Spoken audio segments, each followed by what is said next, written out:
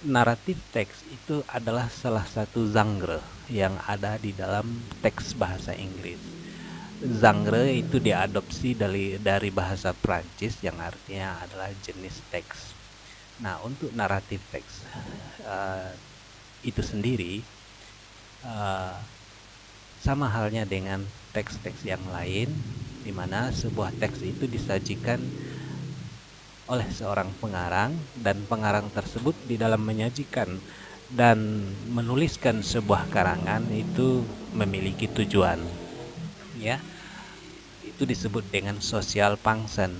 Nah, untuk naratif teks, social functionnya itu adalah seperti yang teman lihat di video ini: to amuse, entertain, and to deal with actual or vicarious experience in different ways.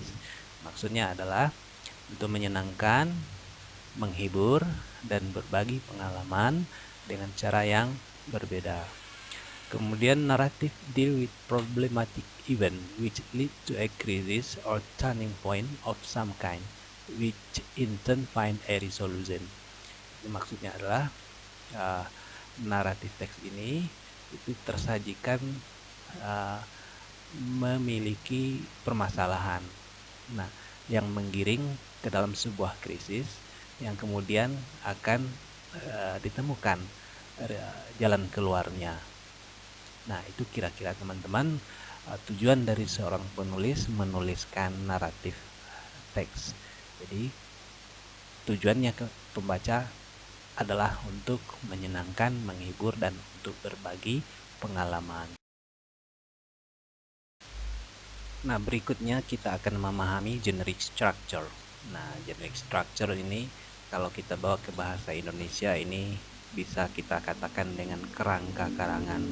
Jadi seorang penulis menuliskan teks naratif dengan urutan-urutan kerangka karangan seperti yang kita lihat di video ini.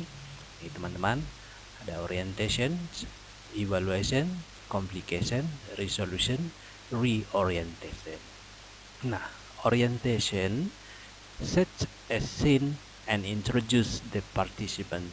Jadi pada bagian orientation ini itu biasanya di paragraf pertama teman-teman. Jadi mengenalkan uh, settingnya di mana, kemudian introduce participants itu maksudnya adalah mengenalkan tokoh-tokoh yang ada di dalam naratif teks.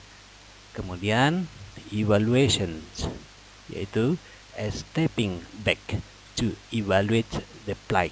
Jadi pada bagian evaluation ini itu biasanya bisa menjelaskan settingnya, setting waktunya, setting tempatnya di mana. Kemudian pada bagian evaluation ini juga menggambarkan atau menjelaskan tokoh atau karakter yang ada di dalam teks naratif. Kemudian berikutnya complication. Nah, complication itu adalah a crisis rise. Nah, artinya problem yang muncul, masalah yang muncul. Jadi di dalam teks naratif itu ada permasalahan. Nah, kemudian resolution, a crisis is resolved. Nah, resolution ini berangkat dari masalah yang ada dari complication ini. Biasanya di akhir cerita itu ada resolusinya, ada jalan keluarnya dari permasalahan tersebut. Kemudian reorientation itu opsional. Reorientation ini biasanya di paragraf terakhir teman-teman, itu menjelaskan kembali, menekankan kembali tentang karakter-karakter yang ada di dalam teks naratif, termasuk juga setting waktunya, setting tempatnya gitu. Nah, itulah kerangka karangan dari teks naratif.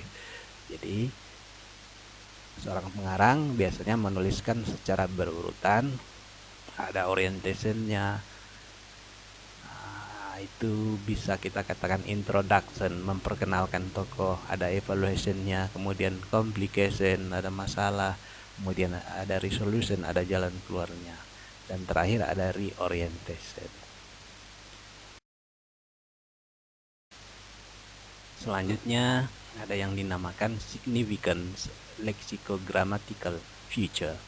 Nah, ini kalau kita pahami ke bahasa Indonesia ini biasanya bisa kita katakan dengan ciri-ciri gramatikalnya, ciri-ciri tata bahasa yang banyak muncul nanti di dalam kalimat-kalimat naratif teks. Sekarang kita simak mulai dari yang pertama. Silakan teman-teman lihat tayangan videonya, yaitu focus on specific and usually individualist participants. Jadi bercirikan di dalam teks nanti itu dia fokus kepada partisipan atau karakter yang spesifik. Misalnya teks naratif ada yang semua karakternya itu animals, binatang ya. Ada juga teks naratif yang karakter atau tokoh yang ada di dalam cerita tersebut bisa manusia dan yang lainnya. Kemudian yang kedua, use material process, behavior and verbal process. Jadi di sini di dalam teks naratif itu ada urutan rangkaian proses, baik rangkaian proses dalam hal sifat, kemudian juga di dalam verbal process. Selanjutnya, use of relation process and mental process.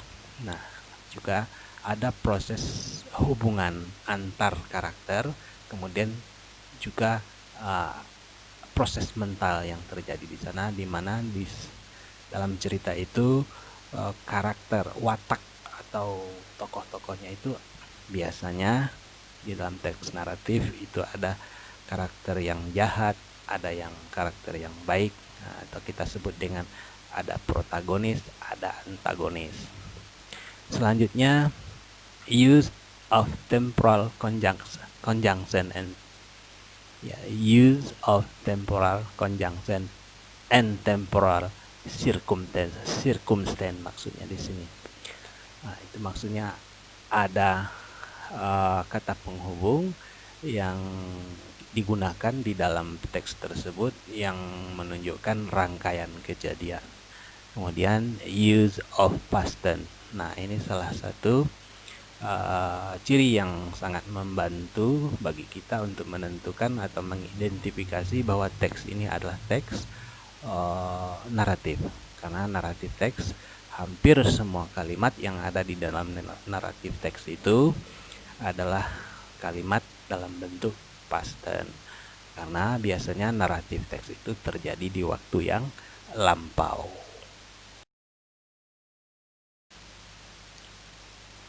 Baik, teman-teman, sekarang kita lihat contoh teks dari naratif teks yang kita sedang pahami sekarang. Ini sebuah teks dengan judul Nyi Roro Kidul atau dalam bahasa Inggrisnya The Queen of South Asian. Nah, itu biasanya lebih dikenal dengan Ratu Pantai Selatan. Kita mulai dari paragraf pertama. Kita coba memahami. Once upon a time, there was a beautiful princess named Kadita. Because of her beauty, she called Dewi Srengenge. It means the beautiful sun. Her father was King Munding Wangi. Nah, jadi di paragraf pertama ini mulai diperkenalkan itu yang kita sebut dengan tadi orientation, artinya introduction, memperkenalkan tokoh-tokoh atau karakter yang akan ada di dalam cerita ini. Kita baca saja dulu, nanti baru kita pahami dalam bahasa Indonesia. Although the king had beautiful daughter, he was unhappy. It was because he always expected to have a son. The king decided to marry Dewi Mutiara. He had a son from her. He was very happy. However, Dewi Mutiara wanted her son to become a king in the future. She asked the king to send his daughter away. However, the king did not agree. he would not let anyone hurt his daughter beautiful body, full of scabies and itches. The bad magician did the order in the night. Carita's body was full of scabies and itches. When she woke up, she found her body full of ulcers. It also smelled stinky. The, the beautiful princess cried. She did not know what to do. When the king heard the news, he was very sad. No one could cure his daughter's illness. The king did not want her daughter to be a rumor, so he agreed to send his daughter away. The poor princess went alone. She did not know where to go. She almost could not cry anymore, but she had a noble heart. She did not have any bad feeling about the stepmother. She always prayed to God. She walked for almost 7 days and 7 nights. Then she came to the South Ocean. The ocean was so clean and clear. She jumped into the water and swam. Suddenly, there was a miracle. The ocean water cured her illness. The scabies and itches were gone. Even she became more beautiful than before. Not only that, she also had a power to command the whole South Ocean. She became a fairy called Nyi Roro Kidul, or the King of South Ocean.